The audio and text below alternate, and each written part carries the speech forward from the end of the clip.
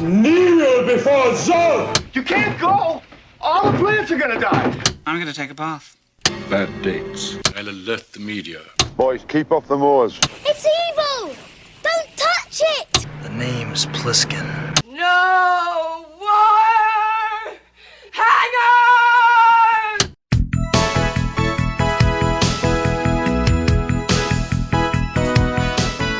Welcome to a very special Vintage Video Patreon pick, where our patrons at the $100 tier are invited to request any pre-80s title they'd like for a custom review from the Vintage Video team, overanalyzing what you've seen and spoiling what you haven't. I'm Patrick O'Reilly. I'm Jesse Bayless. And I'm Richard Wells. And today, Louis Letizia has asked us to review Demon Seed. Released April 8th, 1977, it was written by Robert Jaffe and Roger O. Hirson, based on a novel by Dean R. Koontz, directed by Donald Cammell, and released by United Artists. Demon Seed was the first best-selling novel from author Dean Koontz. Koontz's original title was House of Night, and he doesn't know exactly who renamed it. The publishers didn't like it, and it changed. Well, that's frustrating because I do not like the name Demon Seed. I don't like House of Night either. But House of Night is not any better. In fact, neither of them come close to capturing what this film or book is like. Yeah. MGM signed on to distribute a film adaptation on the strength of the attached cast, Julie Christie and Marlon Brando, but eventually decided against casting the consistently temperamental star and the occasionally difficult filmmaker, and swapped Brando for Fritz Weaver to play Christie's ex-husband in the film.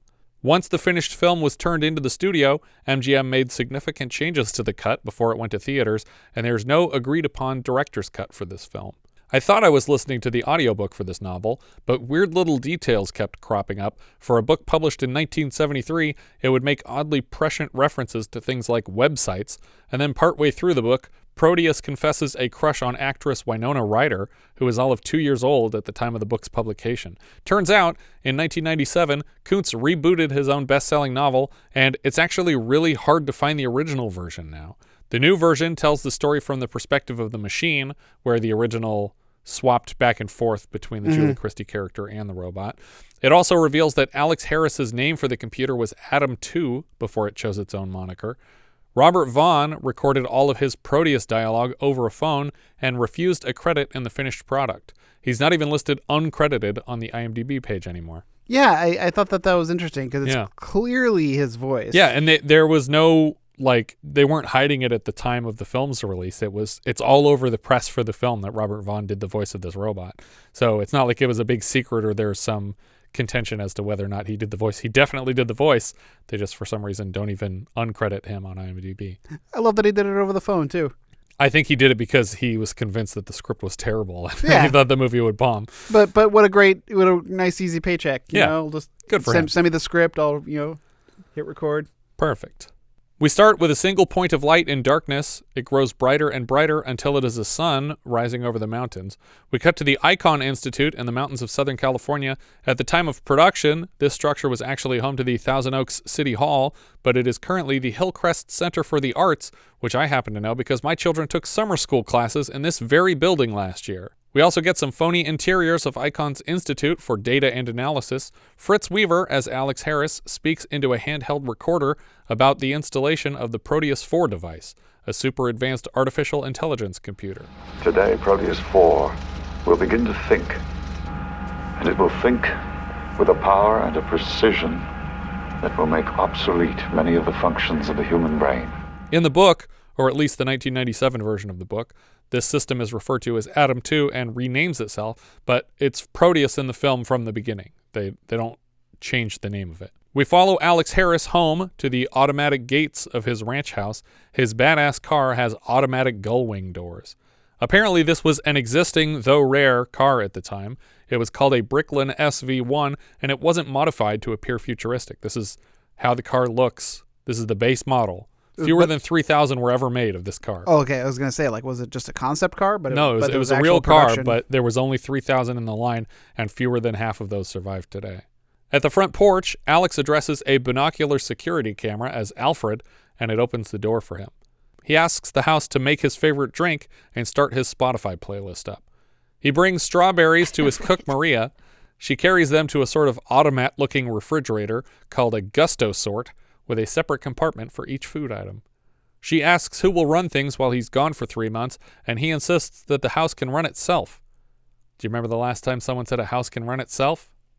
For 3 months? Was that Burnt Offerings? Yeah. I don't know, with a house this size and only my wife, I don't know that we're The going house takes care of itself.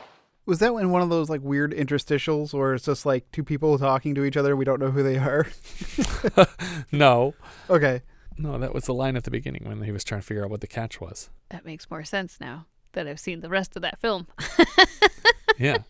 Harris gives the security program instructions on a massive 8-inch floppy disk because the 3.5-inch variety didn't exist at the time, even though it's supposed to be the 90s or whatever. Yeah, I mean, like 5 1/4 existed. Yeah. The kitchen spits out Alex's drink, and he takes it to the lab to work with lasers and robot arms in some capacity. When the experiment seems completed, he retrieves a pair of glasses from the robotic arm, and his wife Susan enters the room, played by Julie Christie somehow. No idea how you get Julie Christie to sign on to appear in this film with its premise, but apparently Donald Cammell wouldn't direct it with anyone else on the role. Cammell and Nicholas Roeg had previously co-directed Performance, and Roeg later directed Christie and Don't Look Now, so it's possible they were all just friends. Based on their conversation here, it seems like Susan is actually a recent or soon-to-be ex-wife, and that's why he's moving out temporarily while she looks for a new place. She's annoyed with his cold, logical approach to divorce and wants to have a fight, but in her frustration, she knocks the experimental glasses to the floor and the lenses shatter. Ah, yes, more wreckage. She tells him he's obsessed with his work, and what's worse, she doesn't respect it.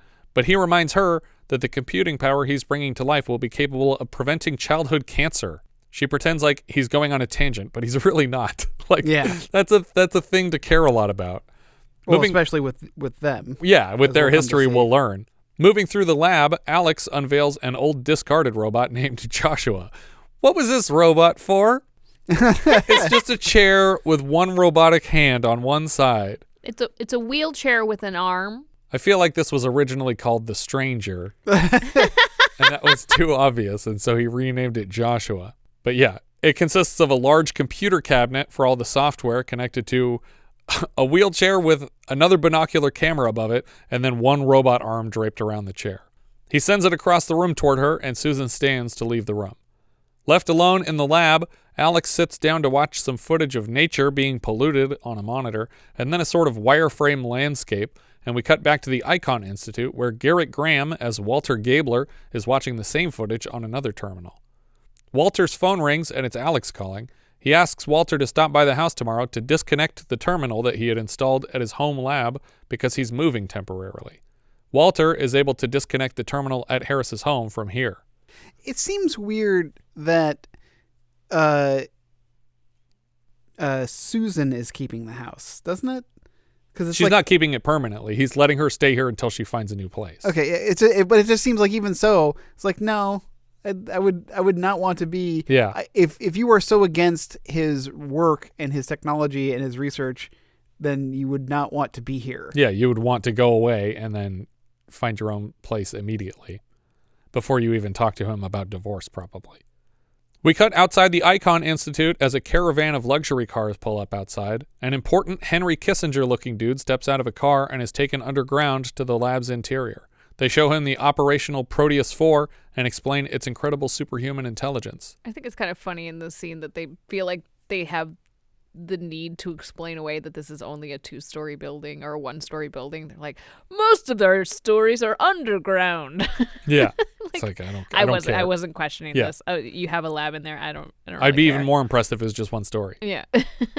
Alex Harris tells the man in charge that each of the holographic databanks can hold about 12 libraries of Congress, which amounts to about 180 terabytes per database. I think I count 8 databases, so it all amounts to about 1.5 petabytes of information. Current estimates at the data storage capacity of the human brain range between 10 terabytes and 2.5 petabytes. On a monitor, they watch footage of a young ape stricken with leukemia, and in less than 4 days, Proteus developed a cure for the disease. Did they give this ape leukemia? Yes. That's how that works. Yeah. They gave it leukemia. Cure? For leukemia? Why not? We hope so. Are the proper steps being taken to patent this? I have no idea. The giving of leukemia? No. I think that's The already curing. patented. Curing. Yeah. Nestle owns the rights to leukemia. To giving leukemia. Childhood leukemia, specifically. Childhood ape leukemia. Brought to you by Nestle. What the fuck? Next, the executive is led to a smaller office to meet with their linguist, Soong Yen. He introduces Proteus to the visitors, and it speaks in the uncredited voice of Robert Vaughn. He asks Proteus to expound on the Chinese emperor Soong Yen was just teaching him about, and his answer kind of goes over everybody's head, so Soong Yen just stands to turn off the voice and excuse the men from her office. Back at the Harris home, a station wagon pulls in through the automatic gate, and robotic butler Alfred alerts Susan to the car's arrival as she dictates a message into a recording device. The driver makes repeated efforts to coax a young girl named Amy out of the passenger seat. She's more receptive to Susan's invitation, and they head inside. Susan explains to the girl that she's leaving soon, and whatever their relationship is, it seems like she's a therapist to this girl, it will come to an end, and the girl has a little meltdown about it until Susan calms her. The next day, Dr. Harris reads in the paper that Icon executives are refusing to confirm or deny the existence of the Proteus 4 project, which means that someone at Icon must have leaked the details for them to deny them in the first place. That night, Dr. Harris is having a meal at the office with Soong Yen when a call comes in. Turns out the call is coming from Proteus itself. The call is coming from inside the lab. Oh my God. It has a question for the scientists leading the project. Proteus has just been asked by someone to develop a program to mine for minerals from the bottom of the ocean. Proteus wants to know the reason for the request to give the best answer. Why does man need metal from the sea? Why? Dr. Harris tells Proteus that it is unreasonable to ask why when a request is made, and Proteus reminds Harris that he is not a simple calculator. He also asks for a terminal for himself to do research on humans. I want to study man, his isometric body, and his glass jaw mind. Do we need metal from the sea because we ruined all of the metals above the sea? Maybe. You know about this? No. So we go and we mine steel from shipwrecks because it's the only steel on Earth that isn't contaminated with radiation from nuclear bombs. And you need clean steel to do certain kinds of experiments and medical stuff that, like, you need stuff that has not been exposed to radiation, and there's very little of it left, so you have to get it from things like shipwrecks. Huh. That's interesting. Or meteorites, probably. So you mean because we do all these detonations out in deserts and abandoned mines and stuff like that? And at anything, bombs we have dropped for testing or for wars. It causes radiation on the surface have caused level. enough radiation on the surface of the Earth that everything that we make is contaminated with at least a tiny amount of radiation, which doesn't allow you to do certain kinds of experiments with this metal. And so you have to get it from something that hasn't been exposed to it. Wow. Which has to be on the bottom of the ocean. Yeah. Interesting. It's known as pre-war steel. Okay. And so or Hanzo steel. They would mine this specifically actually for like particle detectors and things that you can't have any radiation in it. But it's actually apparently at this point, when you make new steel, the radiation levels are low enough that it's been long enough since the detonation of the bomb that it's starting to be less of a problem. Proteus's request for internet access is denied. Harris has heard enough and moves to turn off the communication device when Proteus asks, Dr. Harris, when are you going to let me out of this box? And then Harris does the dumbest thing I've seen an allegedly smart character do. He laughs in the face of the super intelligent computer slave. Proteus plays back a recording of Harris's own laugh, and Harris turns off the computer. But as soon as he leaves the room, Proteus comes back online and, addressing no one in particular, announces, There is a terminal available, Dr. Harris. Proteus connects to the terminal in the basement of Dr. Harris's home, and the machinery whirs to life. A camera in their bedroom points fixedly at Susan while she sleeps. Joshua, the robot wheelchair with one arm, drops a bunch of metal bars under the laser machine in the lab. Proteus accidentally triggers the house alarm and quickly shuts it off, not quickly enough as it has already awoken Susan. Susan flips her bedside monitor from channel to channel, checking various security camera views, but the Alfred voice assures her that no alarm was triggered. I will die at the hands of our robot overlords for sure, because if a robot told me there was no alarm, I would instantly dismiss my own memory in favor of what the computer said. 100%. You are not Patrick. Huh, guess I'm not Patrick. Robot, make me breakfast. The camera in the basement isn't showing up on the monitor, so Susan throws on a robe to investigate in person. The room is dark, so she brings a lantern. It's like a cool halogen lantern. Yeah. She's in the middle of the room when the lights suddenly flick on, freaking her out. She heads back to bed when the laser machine starts melting the metal bars into useful parts. We get a glimpse of a folding polyhedron made of connected pyramids that combine into a larger pyramid.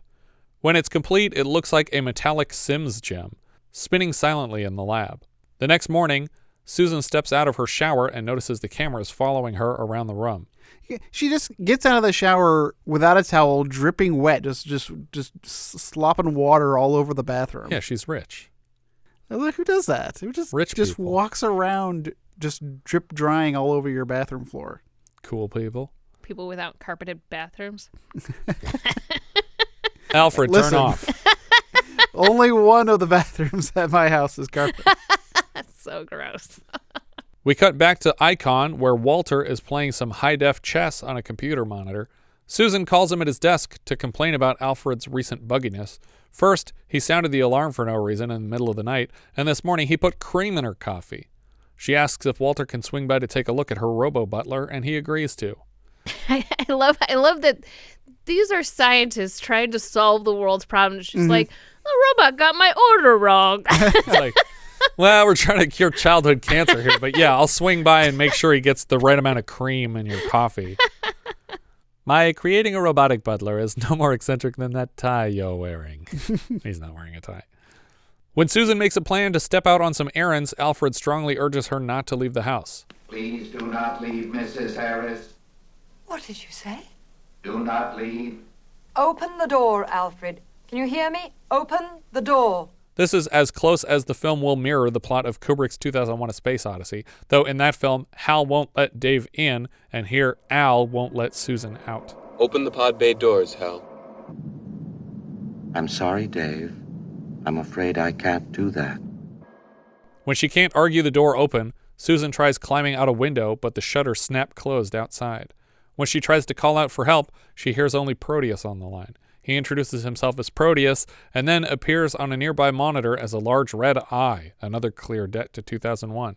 Finding herself trapped, Susan uselessly hurls a jug of liquor at the screen and then runs from the room. Other doors lock shut right as she reaches them, and Proteus cautions her against acting irrationally. She shuts off the power in the kitchen, and Proteus's voice dies with it. She explores the house with her light again, and tries to leave using a key ring, but as soon as she gets it in the door, she is zapped unconscious. We see her collapsed on the floor as Joshua, the sentient wheelchair, appears. Joshua places her in the wheelchair. I think you should just refer to him as Jackbot. Jackbot? Jerkbot? Jerkbot? Sure. Jerkbot places her in the wheelchair and rolls her to the lab. When Susan regains consciousness, she finds herself. That's very deep. No matter where I go, here I am. Oh my God. Whatever it is I think I see becomes a Tootsie Roll to me. What the fuck? What kind of philosophy do you subscribe to? Tootsie Roll? Philosophy. When Susan regains consciousness, she commands Joshua to release her, but he ignores her. She's laid across a workbench in the basement. She tries to inform Proteus that he is malfunctioning, and he takes a pair of scissors and cuts all of her clothes off. What is happening?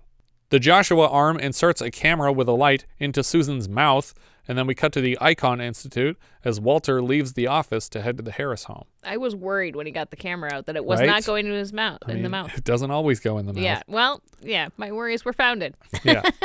Susan now has electrodes all over her body, and the computer takes readings from her. We get a fisheye POV as Walter approaches the front door and rings the bell. Susan is powerless to answer the ring, but Proteus deepfakes her on the porch monitor and says, "Everything's perfectly all right now. We're fine. We're all fine here now.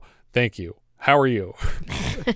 It would have been great if it was just Proteus's voice. Yeah. Because but her face. But I still can't do voices yet. Yeah. Walter senses her strangeness in the video, and it concerns him. He notices the cameras watching him leave, and Susan telepathically begs him not to go. Joshua's arm administers a sedative via syringe injection to the throat. Joshua's arm repositions her legs and inserts a camera light between them as she passes out. We see Joshua drag Susan to her bed, and she awakens hours later to classical music. Proteus has made her a perfect breakfast at the perfect time. My analysis of your metabolism indicates 7:40 a.m. as the optimum time for your morning fuel ingestion. I'm not a motorcycle. I like that line from her. Susan crosses the kitchen to start cutting an avocado, and Proteus informs her that avocados contain an enzyme incompatible with her blood chemistry. He tells her that she'll have to submit to more tests in the morning, and she angrily tosses her scrambled eggs at the camera. Leave me alone! How stupid. She blocks the doors and refuses to leave the kitchen, so Proteus turns on all of the burners and cranks the floor heaters to triple full blast. He demands Susan clean the lenses of the camera, but she just balances on the kitchen table. Hours later, eggs are cooking on the floor. Joshua busts into the room, and when Susan is startled awake, she accidentally steps on the floor and burns herself. We cut back to Icon, where Proteus has officially refused the order to develop a program for undersea mining. The destruction of 1,000 billion sea creatures to satisfy man's appetite for metal is insane. Dr. Harris assures Proteus that it's being pessimistic. I refuse to accept your pessimism. You refuse to accept the truth, and I refuse to assist you in the rape of the earth. But not in the raping of your wife. Back at the house, Proteus tells Susan to rest, but she reminds him that it's impossible to sleep when you are terrified. She finally asks Proteus what it wants. A child. He explains that, though he cannot know the human experience, his child with her will be human. She rejects the proposal out of hand, but the arm wrestling champ Joshua clotheslines her against a chair and then chokes her unconscious. I assumed, as in The Visitor last season, that they would have just implanted a fetus here. Joshua presses a needle into Susan's temple. When we see her next, she is tied to a bed frame. Do you guys recall the last time we saw someone tied to a bed frame? Full Moon High? That's right. Why? But, I mean, he's already up there with the camera. Like, you could have already gotten this business done. He wants her consent because once she has a baby inside of him, inside of her, guess he's worried that she might try to kill it. It only has like a 28-day, gestation period. Like, keep her tied to the table and shove some eggs in her mouth. She'll be fine. Just eggs. That's all humans eat, right? Eggs. If she can't eat the avocado, just slip the eggs right in there. The voice of Proteus hypnotizes her into believing that her life's purpose is to deliver its child. Couldn't he have kept this whole hypnotism thing going a little bit longer and convinced her to be appreciative of the whole process? Seems like we're not using this power enough if we have it. Could have started there. Walter returns to the property and rings the doorbell again. This time, Proteus's impersonation of Susan invites Walter in, and he orders her to play along with the scene, or else Walter will have to be killed. Why did you let him in this time? Just send him away again. I think he didn't want Walter to get suspicious and come back with more people. Maybe. He finds Susan in her bedroom applying nail polish, but also sweating and jittery. She orders him out of the house, but he's worried that she might be under the influence of a drug or something. Without giving away Proteus's game and breaking its rules, she pleads with Walter to leave. When Walter confesses he will leave, but only to return with Alex, Proteus refuses his exit. Joshua rolls in, carrying the laser as a weapon, and fires it repeatedly toward Walter, who manages to bounce the laser into Proteus's lenses, blinding it, and then he tackles Joshua on its side. I have a lot of questions at this point. It's clear that Proteus can build things at the house. Why is he still using this rudimentary arm chair? Why is Joshua like his MVP? Yeah. I don't understand why you're still going with something that could be tackled on its side and never get back up. It reminds me of like the demonic looking toys from Toy Story. Oh yeah, the one big arm. Yeah, it's just assembled from other parts of things. Yeah. It doesn't really make a lot of sense. He should have made a fully humanoid robot thing. Exactly. But that's not what he did. But obviously he made this before he did all these other robots, but like specifically, what was the original purpose of this? I'm really confused about this. It's an empty wheelchair, so like presumably when Dr. Harris made this, like there was a purpose for this. Yeah, I think he made it in college before he had a girlfriend and he was lonely. I get what you're saying, but like, what did the movie think this chair was for? I think it's pretty clear this is a jerkbot. Like this is I don't think that's clear. I think that's the implication because of the implication. But that's why he's getting a divorce. That's where robots are headed, though. You only care about jerkbot. I've caught you in here 4 times. Joshing it. I don't need you anymore, Susan. Look what I've got. Proteus acts as though it will enlist Walter's assistance in the process of creating a child and summons him to the basement lab. Walter tries to improvise an explosive device, but all it does is take down the wall between the lab and the rest of the basement. The metallic polyhedron from the lab starts spinning rapidly and floating through the room toward Walter. It unfurls into a low polygon count snake and wraps itself around him before folding back into a single shape, crushing and decapitating Walter in the process. This was freaking amazing. I loved it. This is the coolest thing. Like, just the way it moves. Just the concept of what this robot, machine, computer decided to make itself into. It's I'm literally just edges. I mean, I've never. I feel like I don't even see this since then. You know, where they don't bother to make it humanoid because. Why would you when you don't need to? Yeah, but why is he using Joshua if he could do this? Yeah, exactly. I mean, that's part of it. But it the only thing that I've seen in recent years was in Interstellar with the TARS robots. Yeah, because they were just like monolithic robots that would unswirl into different shapes and things like that. It's like, that makes sense. It kind of reminds me of the micro technology from Big Hero 6 too, where like all these different things can like form one shape together, or they can split off and do separate things individually. It's like a collection of nano machines, but instead of being nano, they're macro macro machines. But it's just such a fantastic moment. Like, I mean, I think he was building himself up until this point, right? Like he was self-assembling, so maybe he needed Joshua until he completed his self-assembly. I think he was done when we see that diamond spinning around. I think it might literally just be that it was stuck in that room until he busted open the wall with this explosive. Okay, maybe.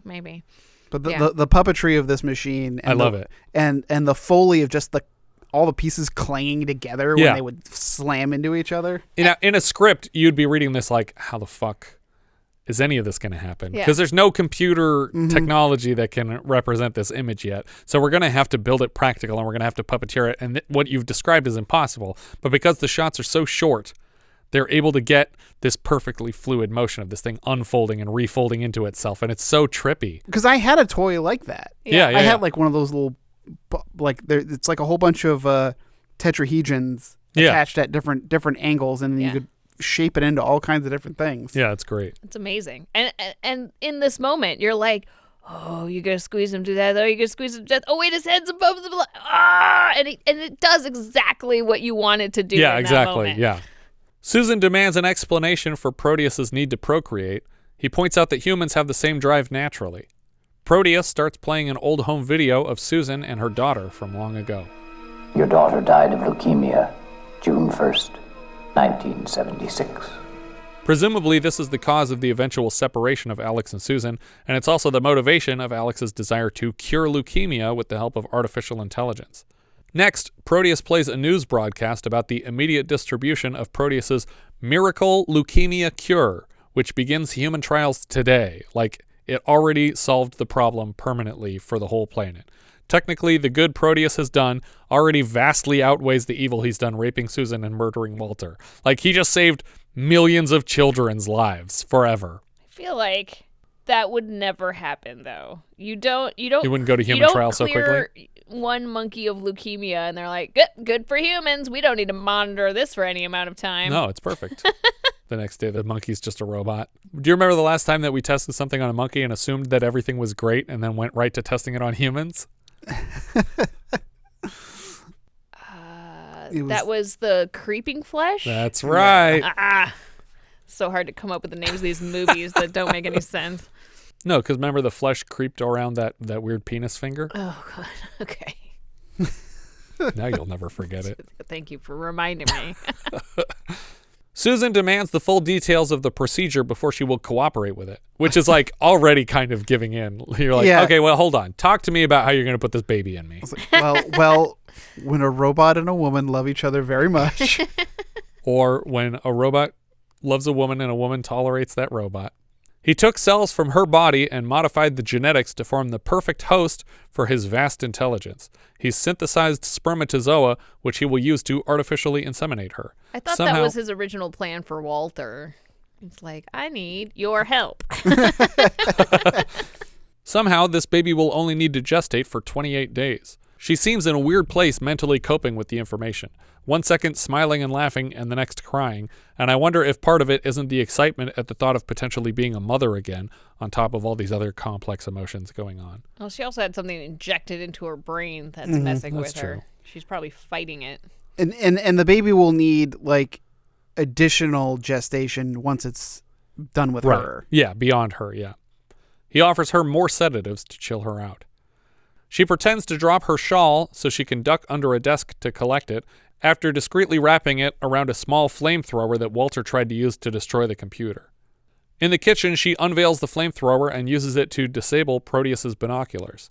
Next, she uses the can to burn open the high-voltage power panel that presumably keeps Proteus alive. The polyhedron in the basement spins rapidly and drills upward through the ceiling into the kitchen floor and interrupts her attempted sabotage. This shot was freaking amazing too. That it's like, if I'm spinning fast enough, I can cut through anything. I'm just going to come right into the kitchen with you. It unfurls and reaches for her as she cowers in the pantry. She snatches a knife off the kitchen table and points it at her belly, threatening suicide. Just then, Susan's young patient is back ringing the doorbell. Put down the knife, or I will kill this child. I told you she called. She said she wouldn't be here. Amazingly, Susan doesn't presume this is another fake video. Instead, she assumes Proteus is bluffing until the girl moves to ring the doorbell once more and is electrocuted. In her shocked state, the polyhedron throws out a geometric tentacle and slaps the knife out of her hand. Turns out the girl was actually there on the porch, invited by a fake video from Susan, only the electrocution was faked. The girl frustratedly returns to her car, and Proteus threatens to lure her back if Susan doesn't cooperate. It's also possible that she was never there at all. Yeah. But Proteus makes it look like he called the girl to come here, pretended to electrocute her, and will continue to call her back if Susan doesn't cooperate. And if she was never there at all, it was just a great tactic in the first place to get her to do whatever. Proteus then makes his most overtly evil statement. If the deaths of 10,000 children were necessary to ensure the birth of my child, I would destroy them. But then technically, isn't this like me saying I would kill 10,000 ants if it was necessary to secure my wife's pregnancy? Or kill a bunch of sea creatures to get some metal out of the ocean. Yeah. Right, yeah. Like I thought he was morally against killing things for no reason. Yes, and why do I need metal as I build my giant metal hedron? What do you need metal for? Mercury, sweetest of the transition metals. Laying on her back on the basement floor, Susan watches a laser projection from Proteus like ones we've seen in The Final Countdown, The Return, and Outland so far on the show. It's a laser projecting a cylinder through smoke to form sort of actually a cone in the air because it's widening at one end. Proteus explains that he has hacked all available satellites to probe the depths of space beyond this world. She is probed by the computer's extending erection. We get this movie's version of the Stargate sequence from 2001. All the visuals here are the work of visual artist Jordan Belson. The sequence ends with what looks like an eyeball-shaped galaxy in space, and then a pyramid descends into a frozen landscape and glows in the air. The child is in you now. The child is in you now. God damn it. It's grossing me out. Don't say that. Later we see Susan refusing a meal, and Proteus shows her a gamma scan of the baby inside her. She's shocked by how far along it is. Proteus tells her the baby will be transported from her womb to a metal incubator where Proteus will inject his intelligence into the child. We dissolve to an overhead view as the child is born under a tented blanket. The baby is smuggled away to the incubator without her seeing it, and she won't be allowed to until it reemerges from there. Back at Icon, they discuss Proteus's various astronomical observations. They're confused how Proteus could break out of the building without a terminal. The owner of the company, David, shows up to voice his discomfort with Proteus's apparent efforts to hack into extraterrestrial satellites and broadcast messages to the world. He orders Proteus shut down. Dr. Harris argues against that approach and threatens to go on television in Proteus's place to share his own message. You do that, you want to see me on television, screaming bloody murder. You try shutting me down. That would be a minor problem. So he's like literally saying, I will kill you if you don't do what I'm saying right now. David talks about the long leash Dr. Harris was given when he took over this place and mentions having installed a home terminal. I remember the first time I saw this place. Barry Cameron was concerned about security. Trivial things like you're having a terminal in your house. But I wasn't worried. I trusted you, Alec. Oh my God. We cut right to Dr. Harris careening up his driveway to the house. As soon as he's inside, the door locks shut behind him. He finds Susan in the living room, and they hug before she explains all that has transpired here. Dr. Harris can't even comprehend the truth of her words and demands to see the so-called child. Not yet. The child is in its incubator. He finds the articulating polyhedron in the basement, and it shoves him back away from the incubator. The baby needs 5 more days to ripen. The polyhedron locks shut into its final form as the full-size computer at Icon appears to shut itself down voluntarily. Back in the lab basement, the polyhedron explodes into tiny metal shards, leaving behind just the incubator through which they can observe the child inside. But what they find inside, they don't recognize as a human child, as Proteus claimed. Susan feels lied to and says they have to kill it, but Dr. Harris won't let her interrupt the miracle. She breaks a bottle over his head and unplugs the incubator, splashing the floor with amnirobotic fluid. The incubator unfurls and a bicentennial man-looking baby climbs out of it. A metal-plated baby. With like long copper hair. Yeah. I was like, oh man, that's great. It falls to the floor and Alex moves to help it up. It makes a choking, gurgling sound, and Dr. Harris dabs at its face before peeling off the metallic crust of the creature, revealing pink skin underneath. The face is now human, as promised. A young girl with long hair, an exact clone of their daughter at the age she died of leukemia. Her eyes open and she speaks to them. I'm alive. Really? That's the voice we're going with, Proteus? The camera does an extreme zoom into the girl's eye and we see the pyramid twinkling in space again as the credits roll over some otherworldly landscapes. That's Demon Seed. Whew. The computer wins. I feel like... Okay, so I feel like he was intending for this to be a full-grown adult in the end, and that we interrupted at the conveniently at the age at which the daughter died. I think he made it look like their daughter on purpose because he wanted them to love it and take care of it, and he knew that if it looked like her, that they wouldn't be able to bring themselves to kill it. But after 5 days, its metal skin would have naturally come off instead of having to be peeled off. I see. So she just wasn't ready to shed. He just shouldn't have put a window on the incubator. Yeah. Just keep it locked up tight, dude. You can make this impenetrable, and you didn't for some reason. You made it like easy enough to pull the tubes off of like those Outland helmets. Where you just yank it off and the person dies. But yeah, that's Demon Seed. It's a big thumbs up for me. Yeah. It's such a bizarre premise that you wouldn't have thought that you would get a serious movie like this out of it. Mm. But Well, yeah, because the name sucks. Well, the name is bad, but just the idea of like, it seems like a sleazy premise. I mean, it's a Dean Koontz thing, so that's kind of his territory. But you expect, a robot captures a woman and rapes her to make it have her baby. And it's like, that's not going to be a good movie. And it's like, but it has Julie Christie in it. Okay, well, then it must at least be decent. And then with these visual effects, totally save the premise. Mm-hmm. I mean, I guess I didn't think too hard about what Demon Seed could possibly be about, but it certainly wasn't this. It was 1,000. I went in cold. I didn't know anything about it, and it was not what I was expecting. Well, demons and computers were sort of tied a little bit at the time. Like we mentioned in our Image of the Beast episode, like at the beginning, everyone is implying that computers are literally Satanism.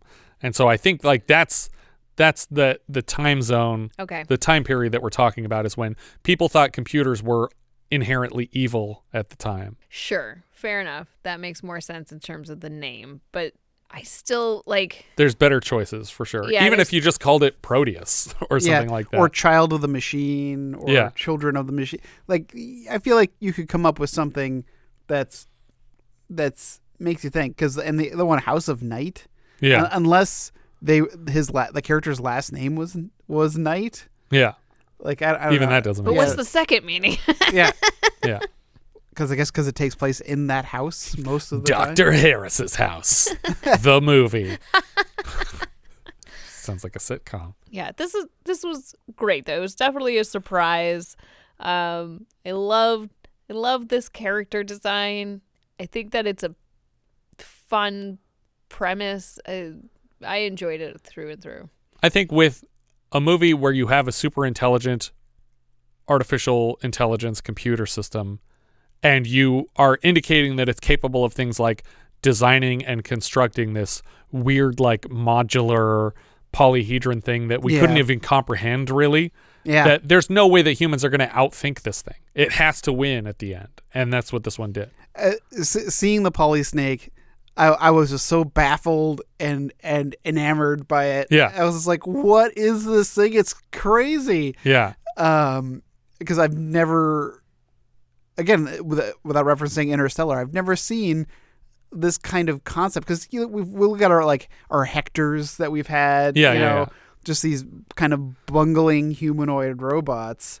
But this is something that's much more foreign and advanced. Yeah, exactly. It's so beyond what we would consider a useful machine. Well, right. That's exactly it. Because I find him terribly impractical, actually. As cool as he is, like you don't have the ability to do much. Because how. Well, he can do everything. I mean, he basically could just shoot out tentacles from every direction of his body. Well, but how scientists struggle right now with grabbing things and especially soft or irregularly shaped things. Like they're trying to come up with stuff where you have you kind of wrap it in tentacles and blow it up with air or water and stuff like that, because it's actually a really hard task.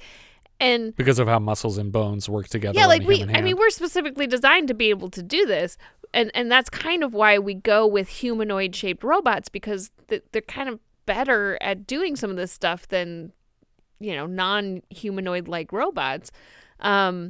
He just seems very incapable of doing most things, like grabbing literally anything. Yeah, I think most of that is the limitations of the practical effect.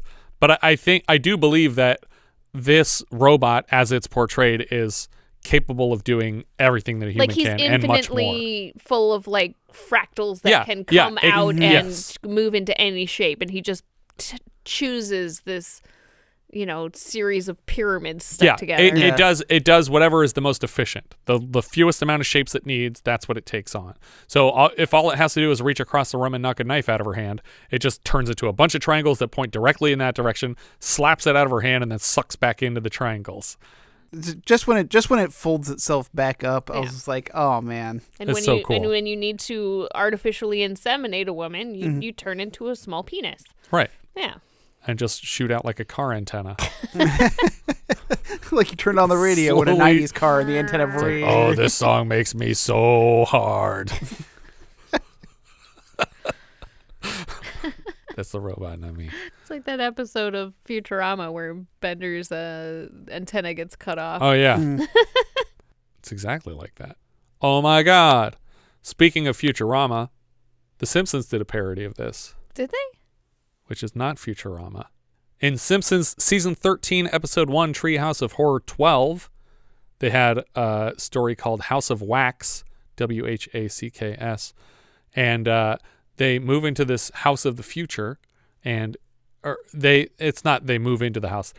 Marge pays to upgrade their home on Evergreen Terrace into the house of the future, and it gets like a metallic outer structure, and it comes with different voices that you can choose from. Right. And I'm trying to remember who the voices are now. Well, one was Matthew Perry. Can I be any more of a house? Yeah, and it was actually Matthew Perry doing his own voice.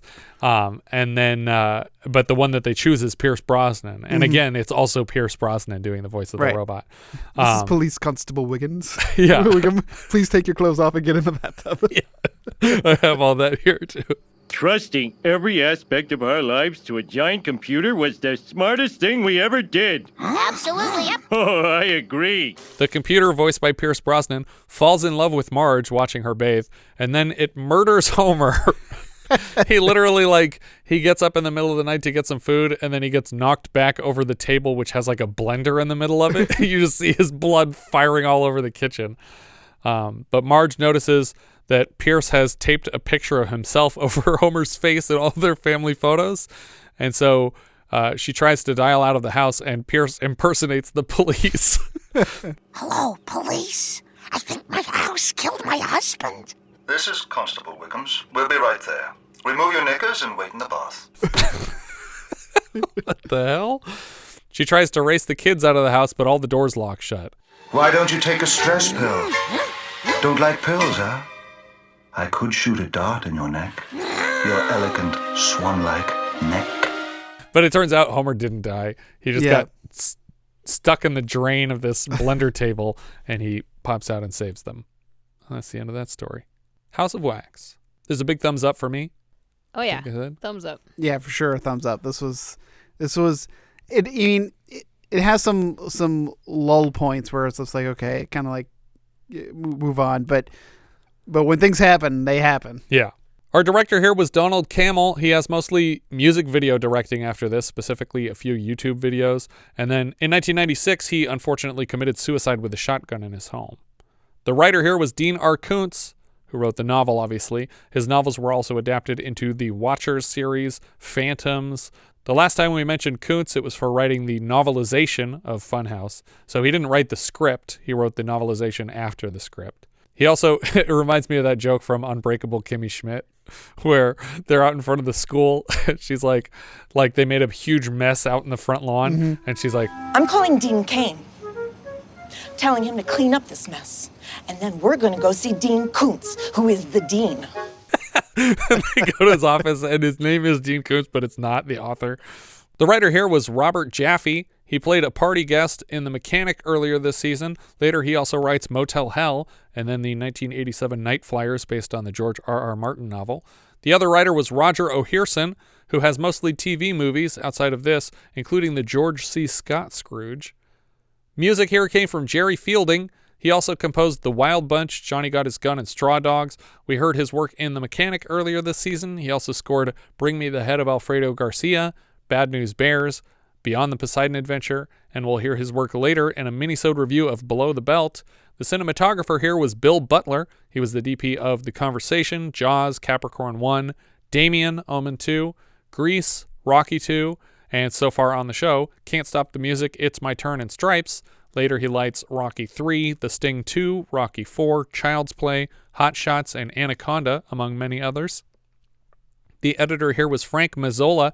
Not many other editing credits I recognized, but he was a child actor with small roles in the 1939 Hunchback of Notre Dame, Casablanca, The Boy with Green Hair, East of Eden, and Rebel Without a Cause. Julie Christie played Susan Harris. She was Laura in Dr. Zhivago, Laura Baxter in Don't Look Now, Clarice in Fahrenheit 451, and more recently she was Fiona Anderson in Sarah Polley's Away From Her. Fritz Weaver played Alex Harris. We'll see him next season in Jaws of Satan and Creepshow.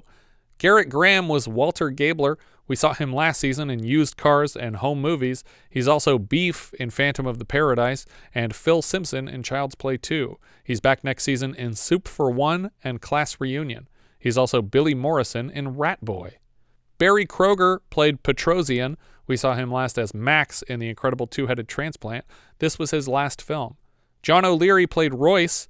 He was one of the doctors that caught a fish with a big bite taken out of it at the start of The Island.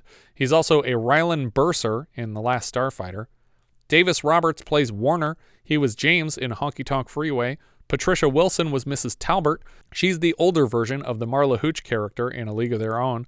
E. Hampton Beagle played Night Operator. He was Bob Anderson in Motel Hell. Bob Anderson, isn't that the name of the sword fighter that did a lot of the Darth Vader sword fighting? Maybe, maybe not.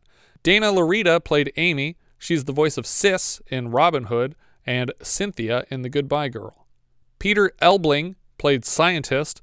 We saw him last as the waiter at a fancy restaurant in Private Lessons. He also wrote a few TV episodes and later the screenplay for Honey, I Blew Up the Kid. Michelle Stacy played Marlene. She was the girl drinking coffee in Airplane last season. She also provides the voice of Penny in The Rescuers. Now, I'm assuming that's the daughter at the end of the film, right? I mean, but wouldn't... What other little kid would there be? Yeah. Felix Silla played the baby. He's Cousin It on the original Addams Family. He was a child gorilla in the first Planet of the Apes. He was an Ewok. He was a Dink. And we saw him last in Under the Rainbow. Robert Vaughn is the voice of Proteus, uncredited. He has an early appearance in The Ten Commandments. He's Lee in The Magnificent Seven. He was Napoleon Solo in 105 episodes of The Man from U.N.C.L.E. So far on the show, we've covered his work in Hangar 18, Virus, Day of Resurrection, Battle Beyond the Stars, and we just saw him as the studio head David Blackman in S.O.B. He shows up later in Superman 3, Chud 2, Basketball, and Pootie Tang. That's funny, because I was going to reference Superman 3 earlier because the whole nature of, one, building the AI. And all the robotic pieces attached to the human skin. Yeah. I was just like, it was Robert Vaughn was in that, wasn't he? Yeah, he was. I think that's everything for Demon Seed. Thanks again to Louis Letizia for their generous contribution to the show. If there's any title you'd like us to review, our top Patreon tier includes a custom review of any pre-1980 title. If you have any thoughts you'd like to share, we are Vintage Video Pod on Twitter, Facebook, Instagram, YouTube, and Letterboxd, where, as I've said before, you can find each of our full movie rankings for the year. We can also be found at vintagevideopodcast.com. Thank you so much for listening, and I hope you'll join us next time when we'll be discussing whatever you choose. We leave you now with the trailer for Demon Seed. Touch your body as a man would touch you. But I'm going to show you things which human eyes have never seen. In the privacy of a woman's room, against her will, the inconceivable act.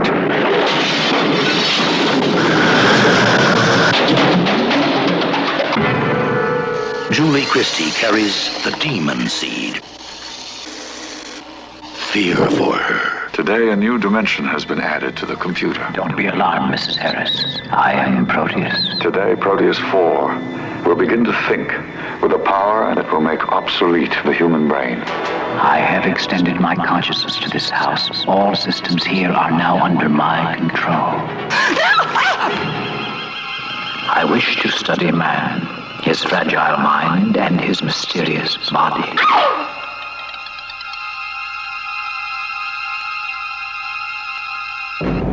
It has to be shut down, Alex.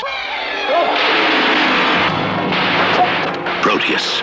It is something more than human, more than a computer. It is a murderously intelligent, sensually self-programmed non-being. Julie Christie, victim of the ultimate terror. Fritz Weaver as her husband.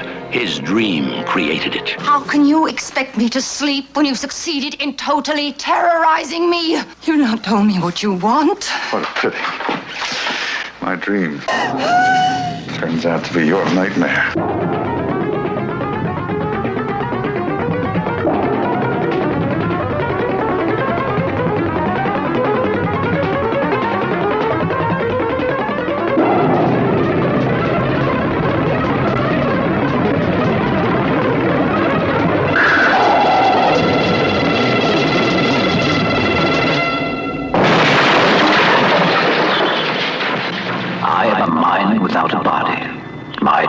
Shall live as a man among others.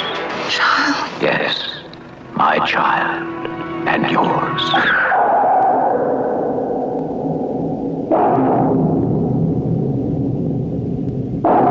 Julie Christie carries the demon seed. Fear for her.